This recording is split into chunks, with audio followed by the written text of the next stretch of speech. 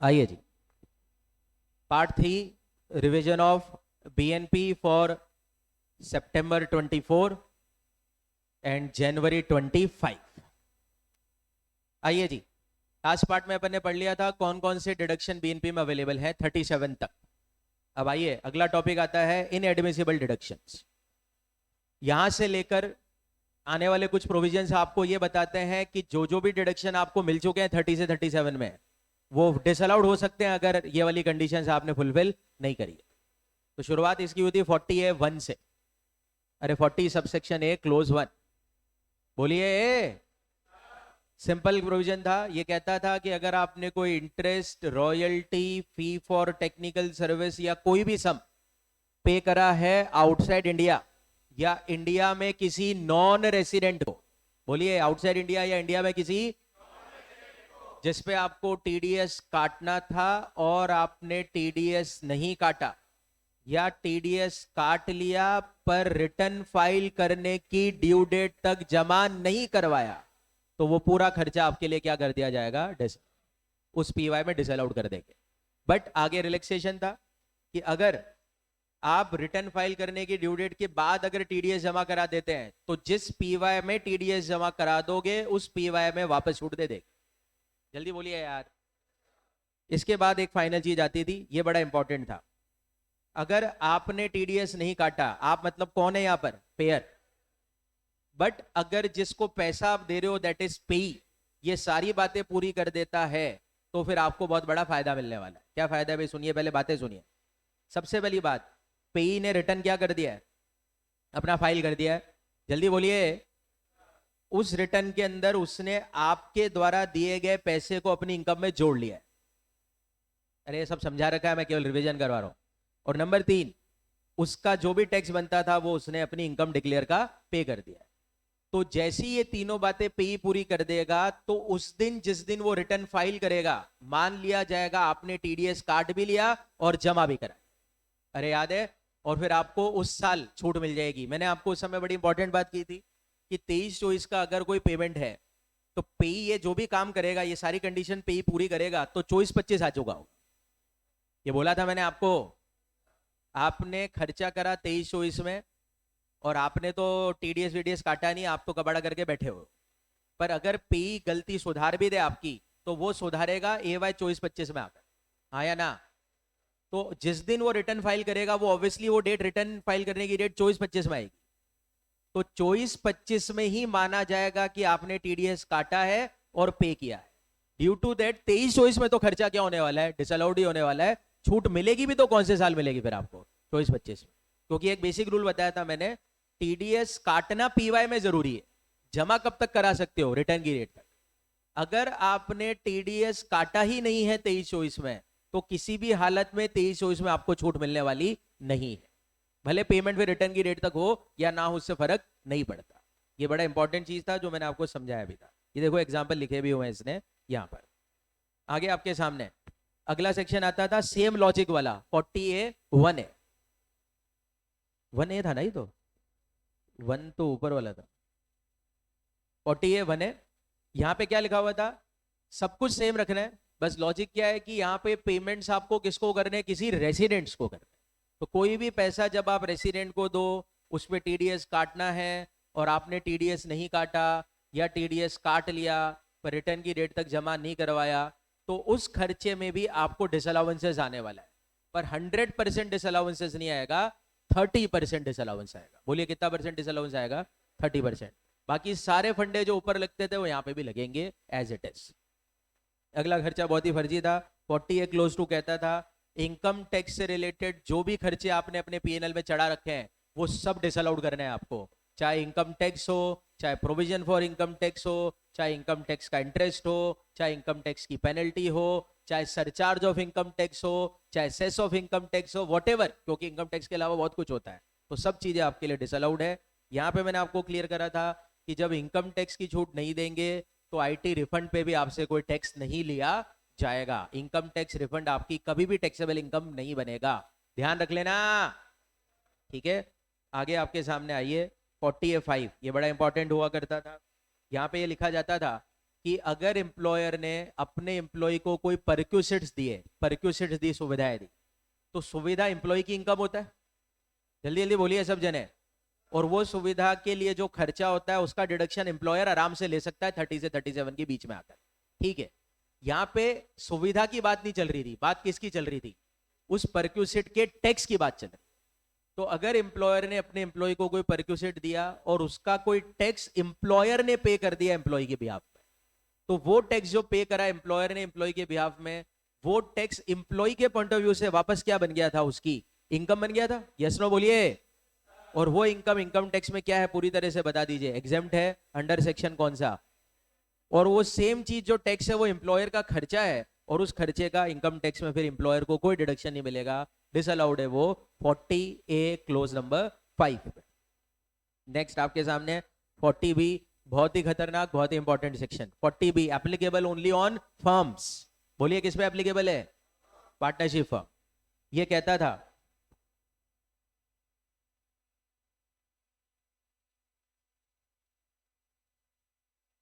कहता था कि अगर कोई पार्टनरशिप फर्म, सबसे पहली बात, किसी भी फर्म को इनकम टैक्स वाले फर्म तभी मानेंगे जब उसका डीड बना हुआ है। कॉपी होगी, कॉपी भी देखते रहो ना यार। पहली बात है डीड बना हुआ होना चाहिए। नंबर 2 बात है, अगर किसी फर्म की इनकम निकाली जा रही है तो उस फर्म को 40B में 2 डिडक्शन दिए जाएंगे। एक का नाम है आईओसी टू द पार्टनर्स और एक का नाम है remuneration to the partners. Interest on capital का छूट फर्म तभी ले सकती है और रेम्युनरेशन का छूट तभी ले सकती है जब वो पेमेंट ऑथोराइज बाय डीड हो। ये भी ध्यान रखना था आपको।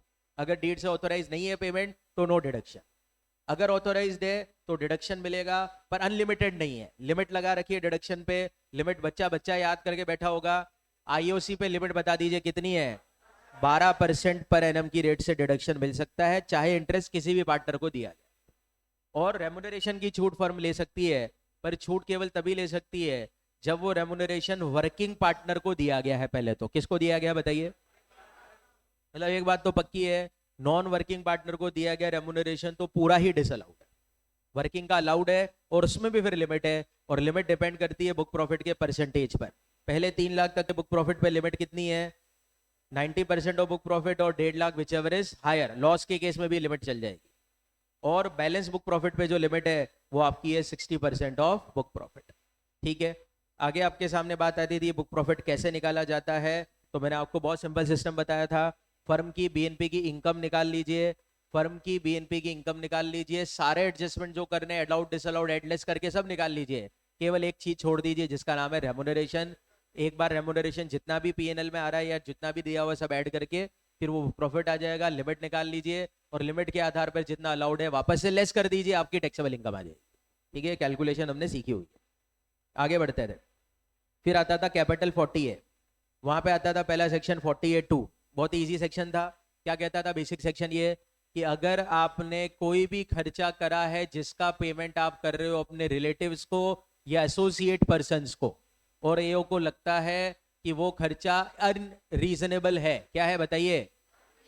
कंसिडरिंग 3-4 चीजें। बोलिए पहली चीज फेयर मार्केट वैल्यू, नंबर 2 चीज legitimate need of business, number 3 चीज benefit derive from such payment. अगर गैर वाजिब लगती है इन फैक्टर्स के आधार पर तो जितना खर्चा अनरीजनेबल है वो डिसअलाउड कर दिया जाएगा, आपको कोई डिडक्शन उसका नहीं मिलेगा। कितना पूरा डिसअलाउड है कि अनरीजनेबल? केवल अनरीजनेबल डिसअलाउड है। रिलेटिव में कौन कौन आता था यहाँ पर? तो इंडिविजुअल के रिलेटिव थे स्पाउस, ब्रदर, सिस्टर, और लीनियल असेंडेंट और डिसेंडेंट। असेंडेंट मतलब होता है पूर्वज, डिसेंडेंट मतलब होता है अग्रज। पूर्वज अग्रज समझते होंगे आप। एसोसिएट का मतलब मैंने कहा था सब्सटेंशियल इंटरेस्ट वाला कॉन्सेप्ट लगा लेना, 20% जिसके अंदर आता है। आइए आगे अपन बढ़ते थे। 40A-3 ये भी बड़ा काम का था। 40A-3 कहता था कि अगर कोई भी खर्चा जो कि बीएनपी में अलाउड है, पर आप एक दिन में एक व्यक्ति को उसका अगर पेमेंट कर रहे हैं और अमाउंट कितने से ज्यादा का है, तो पेमेंट अगर आपने इन 4 तरीके से नहीं करा तो डिसअलाउड कर देंगे खर्चा। कौन से 4 तरीके से? अकाउंट पे चेक, अकाउंट पे ड्राफ्ट, ईसीएस और प्रिस्क्राइब मोड्स, जो कि आपने पहले लिखे हुए थे, वो एक्चुअल कॉस्ट के अंदर भी ये कानून काम आता था। ठीक है क्या? बोलिए। और पूरा खर्चा डिसअलाउड हो जाएगा 10 से ऊपर का जितना भी है। 10 मतलब 10 से ऊपर होते ही गड़बड़ होगी। तो आगे आपके सामने ये जो 10,000 की लिमिट है ये 35,000 हो जाएगी अगर आप किसको पेमेंट कर रहे हैं बताइए जल्दी से। ट्रांसपोर्ट ऑपरेटर को पेमेंट कर रहे हैं। मैं वापस से इधर एक टिप्पणी देना चाहता हूँ, एक एग्जाम का क्वेश्चन मैं फिर से बता देता हूँ। अगर आपने कोई असेट खरीदी है जिसके लिए आप ट्रांसपोर्टेशन के लिए 30,000 रुपए का पेमेंट कर रहे हो ट्रांसपोर्टर को कैश में, ध्यान से सुनो। अगर असेट खरीदने का कोई खर्चा आप कर रहे हो तो उस खर्चे का डिडक्शन नहीं मिलता है, वो कॉस्ट में ऐड होता है। डिडक्शन मिलना अलग चीज होता है, कॉस्ट में ऐड होना अलग चीज होता है। असेट की कॉस्ट में जुड़ता है असेट का खर्चा, बोलिए। अगर आपने असेट खरीदी, ट्रांसपोर्टर को ट्रांसपोर्ट करने के लिए 30,000 रुपए आपने कैश में दिए, तो वो कैश पेमेंट को कॉस्ट में नहीं जोड़ेंगे, क्योंकि 43(1) में केवल 10 का ही लिमिट है। 35 वाला फंडा 43(1) में नहीं है कॉस्ट के कॉन्सेप्ट में, सुन लेना अच्छी तरह से। पर अगर कोई खर्चा, मान लीजिए आपने सिंपल गुड्स का ट्रांसपोर्ट करा और 30,000 का पेमेंट ट्रांसपोर्टर को कर रहे हो, तो गुड्स के ट्रांसपोर्टेशन के लिए जब आप 30,000 देते हो तो उसका डिडक्शन मिलता है, कॉस्ट में नहीं जुड़ता है। अरे ट्रांसपोर्टर को अगर 30,000 रुपए दोगे तो क्या होगा, कॉस्ट में जुड़ेगा कि गुड्स, डिडक्शन मिलने वाला है इसका, ये डिडक्शन है आपके लिए। तो डिडक्शन जब मिलेगा तो 43 लगेगा। और डिडक्शन के केस में फिर अगर आप 30,000 रुपए कैश में दे भी दोगे तो कोई दिक्कत नहीं, आपको छूट पूरी मिल जाएगी, क्योंकि यहाँ पे 35 की लिमिट है। मैंने क्लास में भी उस समय बोला था ये गड़बड़ मत करना, एग्जाम में ऐसा क्वेश्चन आया हुआ है एक बार पहले। आगे चलते हैं। अगला इसका छोटा भाई आ जाता था 48(3) है। क्या कहता था 48(3) है कि अगर किसी खर्चे का डिडक्शन आपने ड्यू बेसिस पे ले लिया किसी पीवाई पे, किस बेसिस पे ले लिया बताइए, ड्यू बेसिस पे, और अगले साल पेमेंट कर रहे हो, अगले साल पेमेंट कर रहे हो और पेमेंट करते वक्त गड़बड़ करी है 10,000 वाली जो है, तो फिर अगले साल उस खर्चे को आपकी इनकम मान लिया जाएगा और बीएनपी में क्या कर लिया जाएगा, टैक्सेबल। फिर आगे बढ़ते थे, रूल 6DD आता था। इस 48(3) के कुछ एक्सेप्शंस थे। ये कुछ परिस्थितियां हैं जहां पे कि अगर आप पेमेंट कर भी दो तो भी डिसअलाउंसेस नहीं आता है। सबसे पहले अगर आप पेमेंट किसे कर रहे हैं बताइए, आरबीआई, एसबीआई, बैंक्स और एलआईसीज को। Number 2, payment to government. Number 3, ये सबसे ज्यादा काम आता था, अगर आप पेमेंट कर रहे हैं इन चीजों को खरीदने के लिए। नंबर 1 चीज बोलिए क्या है, agricultural forest produce, animal husbandry produce, fish products, horticulture और एपीकल्चर के प्रोडक्ट्स, तो ये सेक्शन नहीं लगेगा। इसी तरह से अगर आप क्या खरीद रहे हो, ऐसा प्रोडक्ट जो कि किससे बना है, बनाइए बिना बिजली की मदद से, तो ये सेक्शन नहीं लगेगा। और फाइनल था, अगर किसी ऐसे गांव में पेमेंट कर रहे हो जो कि बैंक से सर्व ही नहीं है, तो भी ये सेक्शन एप्लीकेबल नहीं होगा। नेक्स्ट आता था 43B। 43B आपको कहता था कुछ खर्चे का छूट आपको तभी मिलेगा जब आपने एक्चुअल में पेमेंट कर दिया है। क्या कर दिया बताइए, ये सारे खर्चे रट के जाने हैं आपको अच्छी तरह से। पहला खर्चा सब बोलेंगे अब साथ साथ मेरे, टैक्स, ड्यूटी, सेस और fee under any law. Number 2, employer contribution to provident fund, superannuation fund, gratuity fund. Number 3, bonus और commission payable to employee. Number 4, interest on any loan from public financial institution, state financial corporation, state financial investment corporation, NBFC, और last चीज क्या है, schedule bank और cooperative bank. Leave encashment, और छठा payment था payment to Indian railway. ये 6 में कॉमन बात सुन लीजिए, ये 6 के 6 पेमेंट आपको रिटर्न फाइल करने की डेट तक कर दिए तब तो पीवाई में छूट मिल जाएगी, नहीं करे तो जिस पीवाई में पे करोगे उस पीवाई में मिल जाएगी। 6 का तो ये हो गया हिसाब किताब। और 7वां वाला जो पेमेंट था वो अमेंडमेंट वाला था। क्या था वो 7वां पेमेंट, अगर आपको कोई भी पैसा देना है, किसको देना है बताइए जल्दी, माइक्रो और स्मॉल एंटरप्राइज को, और वो पेमेंट आपने एसएमई एक्ट 2006 के सेक्शन 15 की ड्यू डेट के बाद करा है। रिटर्न की ड्यू डेट नहीं चलेगी यहाँ पे, कौन सी ड्यू डेट है यहाँ पर, एमएसएमई एक्ट 2006 की सेक्शन 15 की ड्यू डेट के बाद करा है, तो उस खर्चे का आपको कोई छूट बीएनपी में मिलने वाला नहीं है, रिलेवेंट पीवाई के अंदर तो कम से कम। अब सेक्शन 15 में ड्यू डेट्स क्या होती थी, तो 2 प्रकार की डेट्स है। अगर एग्रीमेंट हुआ है पेमेंट का तो फिर एग्रीड डेट और 45 दिन, which ever is earlier. Agreement नहीं हुआ है तो कितने दिन, 15 दिन। तो मतलब बड़ा इंटरेस्टिंग है, अगर मान लीजिए आपने एमएसएमई से 50 लाख रुपए का गुड्स खरीदा है, आपका खर्चा आपको छूट मिलेगी 50 लाख की, कोई दिक्कत नहीं। पर अगर आपने उस 50 लाख का पेमेंट एमएसएमई के सेक्शन 15 की ड्यू डेट तक नहीं करा सामने वाले को, तो आपके लिए वो 50 लाख का खर्चा पीवाई में क्या होने वाला है, डिस अलाउड होने वाला है। और फिर वापस आपको छूट कब मिलने वाली है, जब आप पेमेंट करोगे, अदरवाइज आपके लिए डिसअलाउड हो जाएगा। ये बड़ी इंटरेस्टिंग बात थी। आगे बढ़ लेते थे। सेक्शन 41(1), ये भी इंपॉर्टेंट था सेक्शन, इनकम का सेक्शन है, ध्यान रखना। क्या कहता था भाई ये, अगर आपको किसी पीवाई में किसी खर्चे का, किसी लॉस का या किसी ट्रेडिंग लायबिलिटी का क्या मिल चुका है, डिडक्शन, और बाद वाले पीवाई में आपको उस खर्चे की, लॉस की रिकवरी हो जाती है या फिर ट्रेडिंग लायबिलिटी में कमी आ जाती है, तो जितना भी रिकवरी या कमी आई है वो आपकी बीएनपी की इनकम बनेगी, चाहे उस पीवाई में वो बिजनेस चलता हो या ना चलता हो, चाहे वो बिजनेस आप एज ए सक्सेसरी क्यों ना चला रहे हो। ध्यान रख लेना अच्छी तरह से, ठीक है। और आगे चलते थे तो अगला बात करते थे कि आप खर्चों के साथ साथ बीएनपी के लॉसेस के लिए भी डिडक्शंस ले सकते हो। बीएनपी का लॉस का डिडक्शन लेने के लिए आपको बस ये बातें पूरी करनी है। पहली चीज, लॉस रियल होना चाहिए, फिक्टिशियस नहीं होना चाहिए, लॉस रेवेन्यू होना चाहिए, कैपिटल नहीं होना चाहिए, और लॉस बिजनेस से रिलेटेड होना चाहिए। तो अब एग्जांपल के लिए, जैसे आपने पीएनएल में लिख रखा है to loss on sale of shares, बताइए वो loss on sale of shares allowed है कि डिसअलाउड है? बताइए, बीएनपी की इनकम निकालते वक्त आप उस लॉस की छूट लेंगे कि नहीं लेंगे? शेयर बेचने का लॉस हुआ, अलाउड करोगे डिसअलाउड करोगे? कॉन्फिडेंस से बोलो, डिसअलाउड करेंगे। रीजन बिजनेस का है ही नहीं, शेयर बेचने का लॉस तो कहां जाएगा? Capital gain. हाँ, ध्यान रखना, अरे शेयर बेचने का लॉस सिंपली अगर कुछ ना बोले तो उसमें जाएगा, पर अगर हाँ आपका बिजनेस ही क्या है, तो फिर तो शेयर बेचने का फायदा नुकसान तो वैसे भी नेट प्रॉफिट लॉस में ही आ जाएगा, फिर तो अलग से कुछ करने की जरूरत ही नहीं पड़ती आपको। चलिए क्या आगे, ये तो फर्जी सेक्शन था यार, इसको मैं रिपीट नहीं कराना चाहता। क्या था 44AA? कुछ लोगों को बुक्स ऑफ अकाउंट क्या करने होते हैं, मेंटेन करने होते हैं। उसमें दो सेक्शन होते थे, AA1, AA2। AA1 is applicable on notified profession.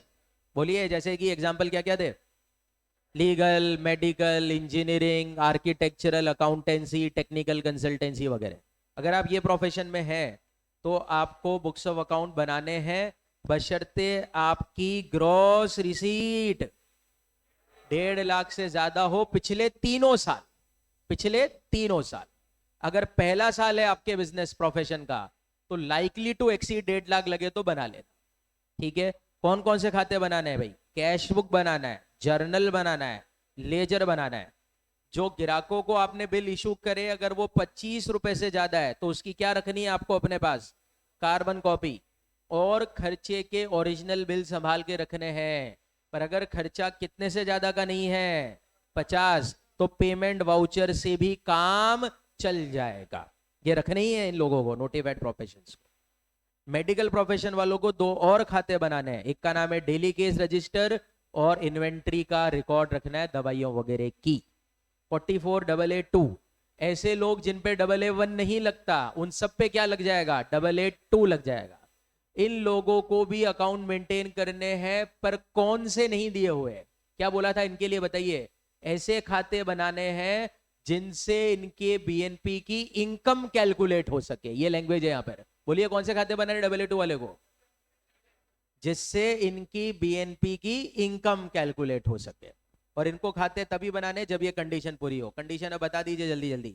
अगर एसएससी कौन है, तो या तो इनकम कितने से ऊपर हो और या फिर टर्नओवर कितने से ऊपर हो। पिछले तीनों सालों में से किसी भी साल, एनी ऑफ द 3 है यहाँ पे, ऊपर ऑल ऑफ द 3 था, नोट करना। और बाकी लोगों के लिए कंडीशन, इनकम की कितनी है? 1,20, और टर्नओवर की कितनी है? 10 लाख, पिछले 3 में से किसी भी साल। पहला साल है तो लाइकली वाला कॉन्सेप्ट यहां पे भी लागू है। आइए, बुक्स ऑफ अकाउंट कितने समय तक संभालना है ये भी ध्यान रख लेना। बताइए, कितने समय तक मेंटेन करने हैं? 6 year from the end of relevant AY. बोलो सब जने, क्या वापस से बोलो। एमसीक्यू आ सकता है ना, कितने समय तक मेंटेन करने इनकम टैक्स के अकाउंट्स? तो 6 year from the end of relevant AY. आइए, 44AB। ए भी बोलता था कि जो खाते बनाए हैं उनकी क्या करवानी पड़ती है? ऑडिट्स। तो ऑडिट्स किसको करवानी है? शुरुआत करते थे सबसे पहले बिजनेसमैन। बिजनेसमैन को जनरली अपने खातों की ऑडिट करानी है अगर उनका रिलेवेंट पीवाई का टर्नओवर कितने से ऊपर है? 1 करोड़। अरे 1 करोड़ से ऊपर है। इसमें फिर स्पेशल कानून आता था अगर ये कंडीशन पूरी कर देते हो आप ऐसे व्यापारी, तो 1 करोड़ का नंबर सीधा खिसक के कितना हो जाएगा? 10 करोड़ हो जाएगा। 10 करोड़ से ऊपर पे कराना। कंडीशन क्या थी बोल दीजिए, बहुत इंपॉर्टेंट कंडीशन है, बोलिए क्या है? Cash receipt, total cash receipt के 5 से ज्यादा नहीं चाहिए, और कैश पेमेंट भी टोटल पेमेंट के 5 से ज्यादा नहीं चाहिए। दोनों बातें पूरी चाहिए तो लिमिट खिसक के 10 करोड़ हो जाएगी ऑडिट की। 1 और 10 हो गई। प्रोफेशन के लिए एक ही नंबर है, 50 लाख से ज्यादा की ग्रॉस रिसीट है तो आपको ऑडिट करानी पड़ेगी। बोलिए कितने से ज्यादा की ग्रॉस रिसीट? 50 लाख से ज्यादा की। टैक्स ऑडिट सीए करेगा स्पेसिफाइड डेट से पहले। स्पेसिफाइड डेट क्या होती है? तो मैंने आपको क्या बोला था, याद करिए। ऑडिट वालों को अपना रिटर्न भरना होता है 31 अक्टूबर तक। सबको याद है? बोलिए एक बार लाइन जल्दी से, क्या? एवाई की 31 अक्टूबर। तो रिटर्न की ड्यू डेट से 1 महीना पहला स्पेसिफाइड डेट है ऑडिट की। यानी ऑडिट कब तक हो जानी चाहिए? 30 सितंबर तक। 30 सितंबर ही आएगी ना, 1 महीना पहले तक। ठीक है। और पेनल्टी आपके सामने है, टर्नओवर का 0.5% है। ये क्या लिख रखा है यार? 50%, 0.5% है। 50% तो 1 लाख का 50% और 0.5% फर्क मिल जाता है। अरे पेनल्टी बढ़ी है क्या? सही बताइए मेरे को यार। 0.5% है टर्नओवर का, 50 नहीं है। 50 तो गजब कर रहे हो, 50 तो बर्बाद कर दोगे तुम लोगों को। 1 करोड़ की, 2 करोड़ की सेल में 1 करोड़ पेनल्टी दे देगा वो। 0.5%, हाफ 0.5 हो गया। अरे हाफ मतलब ये होता है, अरे आधा परसेंट, एक आधा परसेंट 0.5 हो गया ना। मैसी बिल्कुल ही पागल हो गया नशा डी के। ये सारी रिकॉर्ड होगी इसमें यार। और कुछ ही बोले जा रहे हो, इधर अटका अलग पड़ा हूं मैं।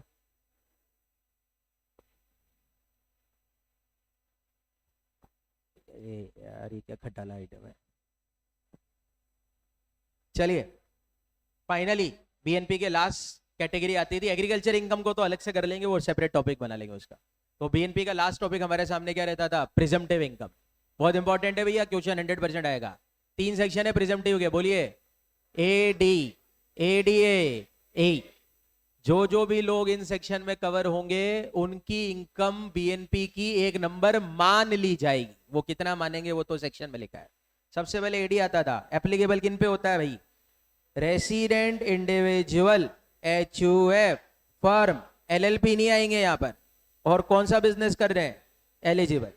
एलिजिबल बिजनेस का मतलब होता था कोई भी व्यापार जिसका टर्नओवर 2 करोड़ से ज्यादा नहीं है। पर एई वाला बिजनेस नहीं चाहिए मेरे को यहां पर। एई वाले के लिए एई लगेगा, छोड़ दो उसको। इसके बाद अगर कैश रिसीट 5% या उससे कम है टोटल रिसीट की, तो फिर ये टर्नओवर कितने तक खिसक सकता है? क्या इंटरप्रिटेशन होता है इसका? 2-3 मतलब एडी में आने के लिए मेरा टर्नओवर लिमिट क्या है? 2 करोड़ या उससे कम। पर ये लिमिट 3 करोड़ तक हो सकती है, बशर्ते एक बात पूरी हो जाए। बताइए क्या? तो ज्यादा लोग इसमें आ सकते हैं, मतलब, है ना। इसके बाद 3 टाइप के व्यापारी इसमें कभी नहीं आएंगे भैया, ध्यान रख लेना। नंबर 1, एक तो जो AA1 वाले जो प्रोफेशन के अंदर है, बोलिए कौन से वाले? AA1 के जो प्रोफेशनल है वो कभी नहीं आ सकते। नंबर 2, कमीशन और ब्रोकरेज की इनकम कमाने वाले नहीं आ सकते। और नंबर 3, एजेंसी बिजनेस करने वाले लोग एडी में कभी नहीं आ सकते। एक चीज बताओ, जो लोग एडी में नहीं आ सकेंगे वो क्या बीएनपी की इनकम नहीं निकालेंगे अपनी? वो क्या करेंगे फिर? वो नॉर्मल प्रोविजन से निकालेंगे, एडलेस करके जैसे निकलता है। उनके लिए प्रिजम्पटिव का बोनस नहीं है।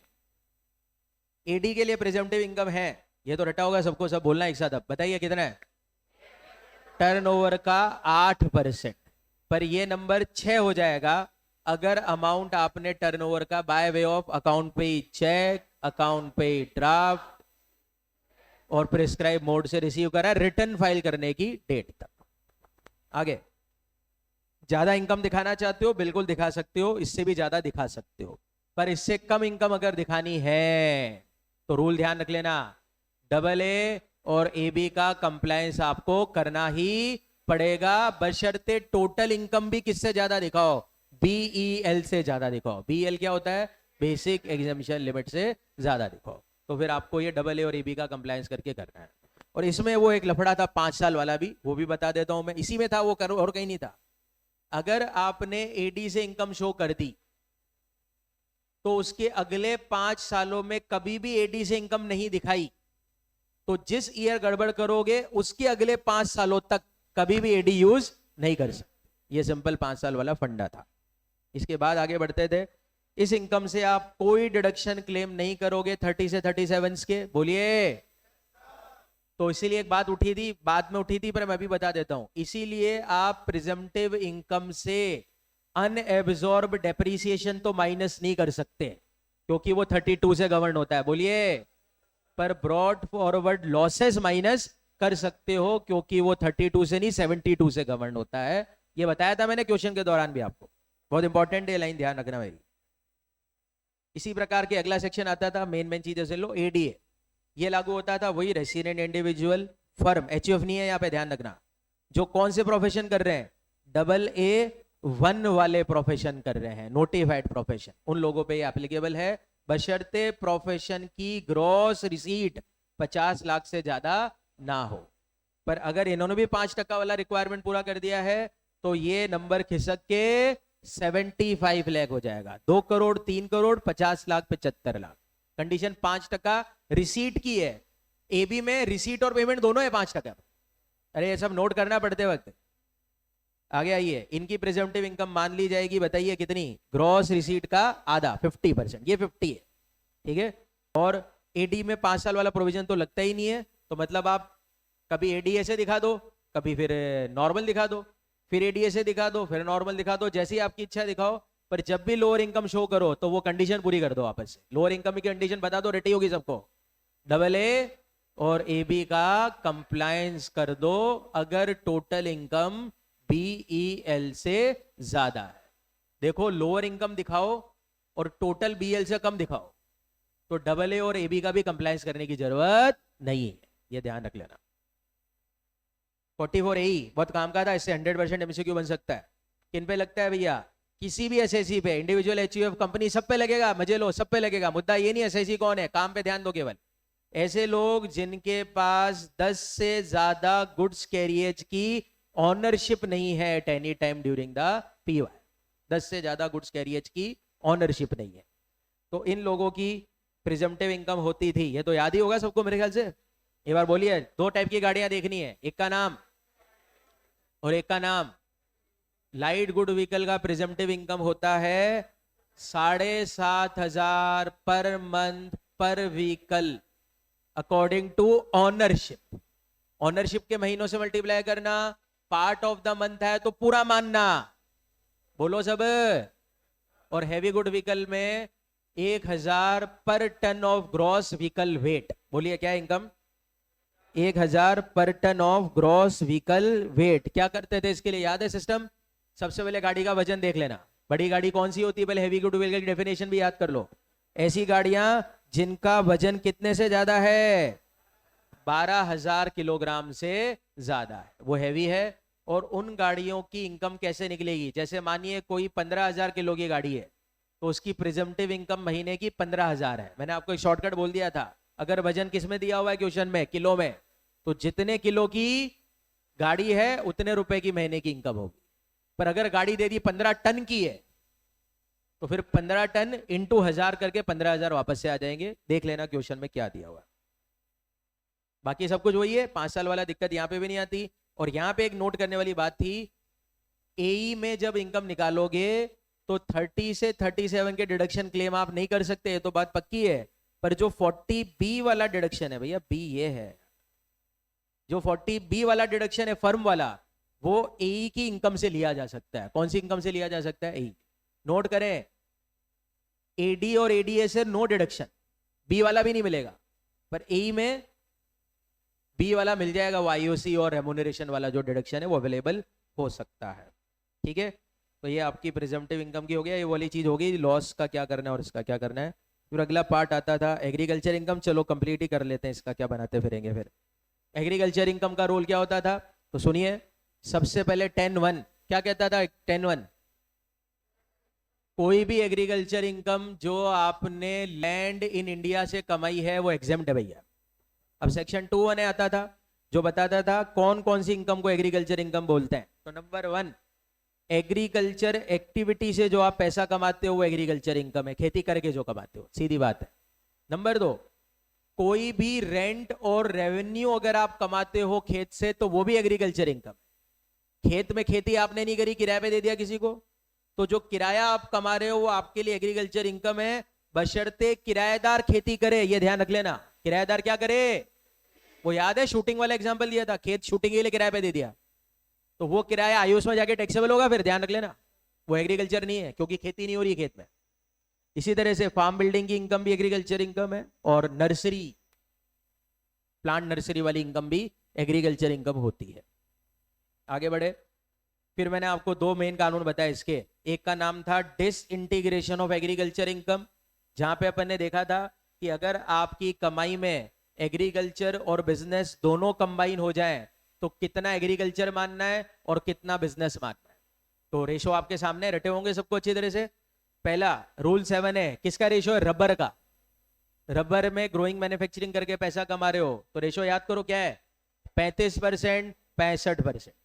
ज्यादा वाला एग्रीकल्चर है ऑलवेज।